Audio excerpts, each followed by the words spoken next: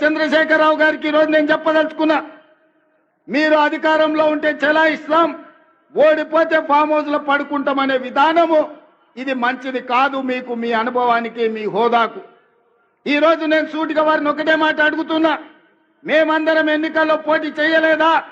ఓడినా గెలిచినా ప్రజల్లో ఉండలేదా? ఒక్కసారి కాదు 2 సార్లు మీరు గెలిచినారు, మేము ఓడినాం.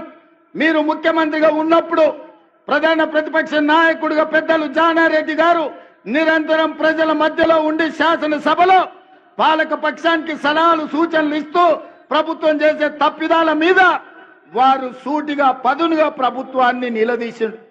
అదే విధంగా మిత్రుడు బట్టి విక్రమార్క గారు మరొక 5 సంవత్సరాలు సిఎల్పి నాయకుడిగా మా ఎమ్మెల్యేలను మీరు గుంజుకున్నా, ముక్కవోని ధైర్యంతో సిఎల్పి హోదాను మీరు తొలగించినా ఏ రోజు అధైర్యపడలేదు.